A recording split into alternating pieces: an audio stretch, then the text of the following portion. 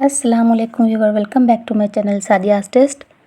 जैसा कि आप जानते हैं, रेनी सीज़न की वजह से लोगों को बहुत सी वायरल बीमारियां हो रही हैं, जिसमें नज़ला ज़ुकाम, ख़ासकर खांसी जो जल्दी ठीक नहीं हो रही है। लोग दवाएं खा खा कर थक गए हैं। आज हम इन्हीं पे एक रेसिपी लाए हैं। एक बार हमारे बताए रेसिपी को ज़रूर ट्राई करें। इस होममेड दवा से आपकी खांसी ज़रूर ठीक हो जाएगी। तो चलिए स्टार्ट करें। यहाँ पे हमने 200 ग्राम अदरक ली है। अदरक खुरच कर वॉश कर लेंगे। हमने अदरक खुरच कर वॉश कर लिया है। अब इसके छोटे छोटे टुकड़े कर लेंगे। हमने अदरक के छोटे टुकड़े कर लिए हैं। अब हम यहाँ पे एक ग्राइंडर जार लेंगे और इसमें सारे कटे हुए अदरक को डालकर ग्राइंड कर लेंगे। हमारा अदरक ग्राइंड हो चुका है।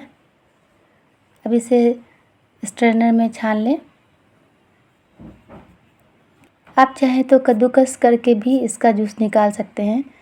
यहाँ पे हमने आसान तरीका अपनाया है। अदरक में विटामिन सी है और बैक्टीरिया और वायरस से लड़ने की ताकत होती है। हमारा जूस निकल चुका है। अब हम एक ग्राइंडर जार लेंगे और कुछ चीज़ें और डालेंगे। 1 टेबलस्पून लौंग लेंगे। लौंग फूल वाला ही लें। लौंग एंटीबैक्टीरियल है, जिसकी वजह से सर्दी, खांसी, ज़ुकाम और मौसमी एलर्जी में फ़ायदेमंद है। 1/2 टेबलस्पून काली मिर्च लेंगे। काली मिर्च में विटामिन सी एंटीऑक्सीडेंट है, जो सर्दी, ज़ुकाम, खांसी में फ़ायदेमंद है। 2 टेबलस्पून दालचीनी लेंगे।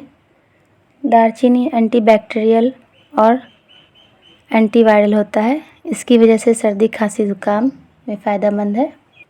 1/2 टीस्पून सेंधा नमक लेंगे।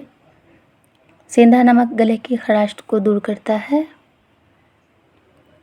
अब इसे ग्राइंड कर लेंगे और फाइन पाउडर बना लेंगे। अब यहाँ पे एक प्याली लेंगे और इस प्याली में 1/4 कप अदरक का जूस डालेंगे।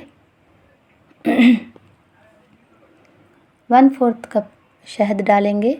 शहद और अदरक का जूस बराबर बराबर लेना है। अब इसमें सारे मसाले का जो पाउडर बनाया है इसमें डाल दें और अच्छी तरह से मिक्स कर लें। अदरक ग्राइंड करते वक्त एक बात का ख्याल रखें, अदरक को दरदरा ही पीसें।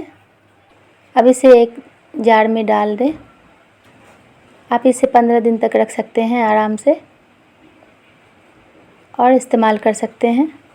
बड़ों को 2 टीस्पून 4 से 5 बार और बच्चे को 1 टीस्पून दें। इंशाअल्लाह ज़रूर फ़ायदा करेगा। अगर हमारी रेसिपी अच्छी लगी हो तो लाइक करें, शेयर करें और हमारे अगले नोटिफिकेशन के लिए बेल आइकन दबाना ना भूलें।